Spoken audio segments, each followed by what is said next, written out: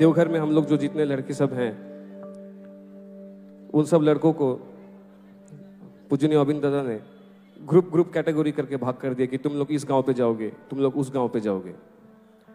तो ऐसा एक कहानी आया कि एक गांव पे कुछ लड़के गए, वहां पे एक बूढ़ी औरत थी, अकेली बूढ़ी औरत, उसका कोई नहीं है, बहुत दिन पहले दीक्षा लिया हुआ है वो, लेकिन उसके घर पे कोई नहीं है, वो अकेली रहती है।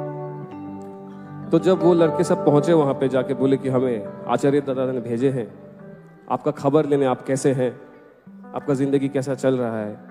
तो वो बूढ़ी औरत दिल फाड़ के रोने लगी और उस औरत के मुंह से एक ही शब्द निकला कि इतने दिन आप लोग कहां थे, इतने दिन आप लोग कहां थे। मैं 80 साल का हो चुका हूं, मैं 30 साल से अकेले रह रही हूं, आप लोग कहां थे।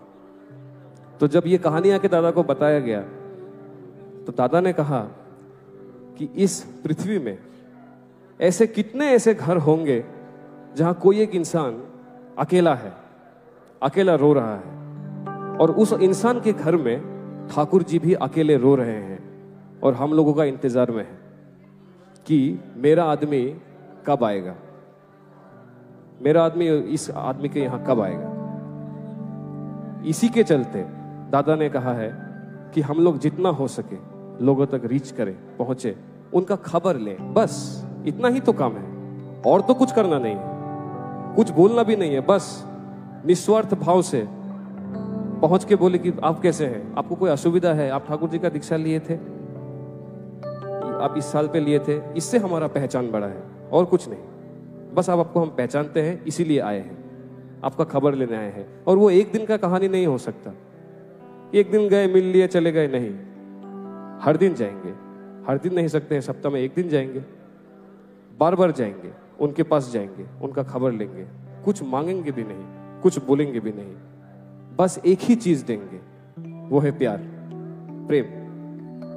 यही है डीपी वर्क, यही है इजाजत, इतना ही भर करना है और तो कुछ नहीं है। लेकिन वो एक दिन का स्टोरी नहीं है, एक दिन गए, बहुत जोश में गए, आ गए, नहीं, it has to be consistent, निष्ठा के साथ, निष्ठा के साथ, कुछ पाने के लिए नहीं। ये भी नहीं सोचना है कि उसको हमको ठाकुर जी का आदमी बनाना है एक दिन, नहीं, हम कौन होते हैं बनाने वाले, ये हमारा कैपेबिलिटी में है ही नहीं, ये हमारा क्षमता नहीं है, ये उनका क्षमता है।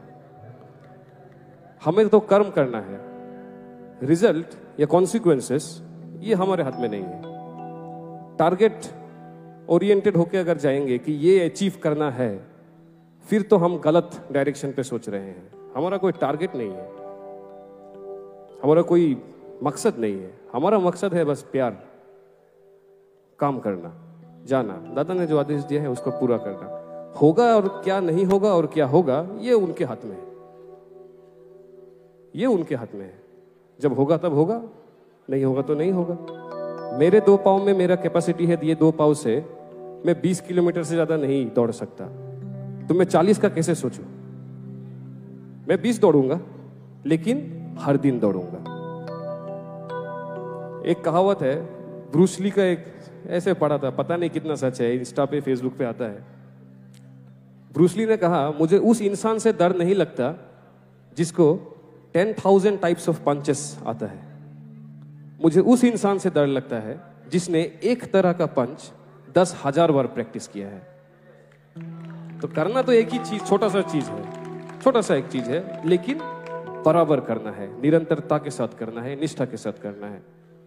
सक्सेस उनका ऊपर है, होगा तो होगा,